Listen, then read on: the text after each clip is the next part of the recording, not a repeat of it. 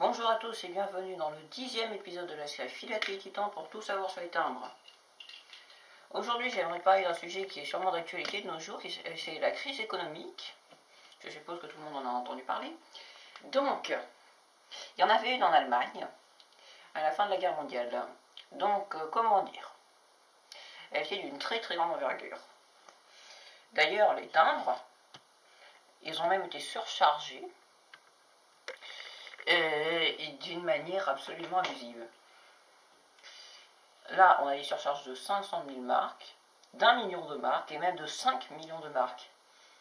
Et ce n'est pas tout. Pour les plus grosses d'entre eux, on pouvait monter jusqu'à 20 millions, 30 millions, 100 millions, 500 millions et 1 milliard et 20 milliards de marques. Et je crois que le plus gros c'est le 50 milliards, mais je ne l'ai pas ici. Et donc c'était vraiment des surcharges énormes.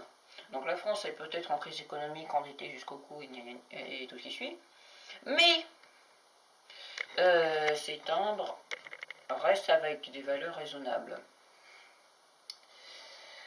Donc sinon j'aimerais m'excuser. Dans l'épisode 6 ou 7, j'avais parlé de 5 timbres, donc le Bordeaux bleu, le 10 centimes bistre, donc un décalé, le vermillon, et donc le One Cent Guyana, le timbre le plus cher du monde, et donc le bleu de Prusse. Voilà. J'avais dit que ces résolutions n'étaient pas géniales, mais en fait elles étaient absolument lamentables. Donc, je vais vous les montrer. Les images. Donc ça c'est le Bordeaux, donc un Bordeaux bleu qui a été imprimé pendant le siège de Paris. Il n'est pas dentelé faute de matériel. Voilà. Si vous voulez relire le commentaire, je vous le passe là, vous n'avez qu'à appuyer sur pause et le lire. Le décalé, donc décalé parce qu'en fait il a été émis pendant la République française, juste au moment où la France est devenue un empire. Voilà. 10 centimes bistre jaune Napoléon. Donc les mentions des côtes sont en francs parce que ce bouquin date quand même un petit peu. Voilà. Donc le 1 franc vermillon, 100 000 euros de cote dans le catalogue 2015, 125 000 dans celui 2016.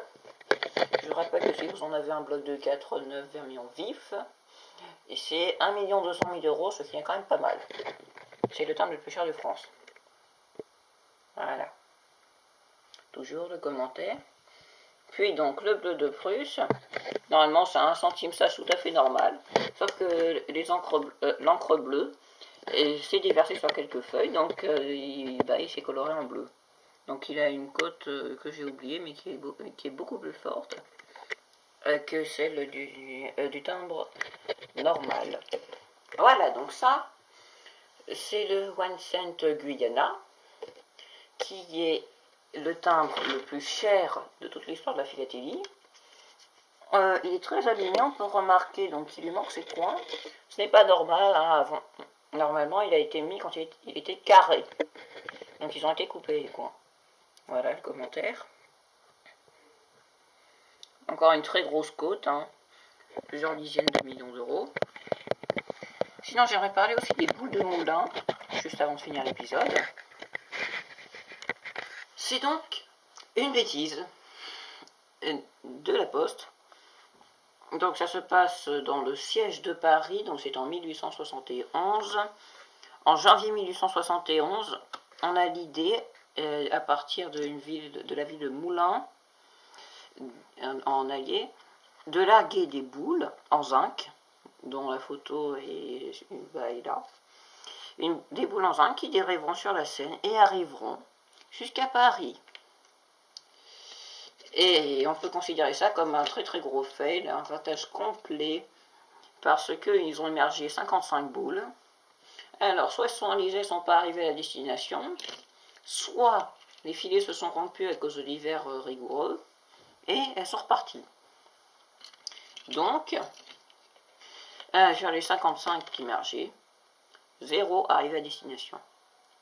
Voilà. Donc, c'était tout pour ce petit épisode.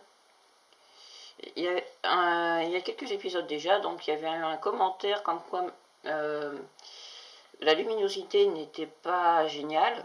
Donc il avait parfaitement raison, j'essaye déjà de l'améliorer. Donc merci beaucoup de m'avoir prévenu. Voilà.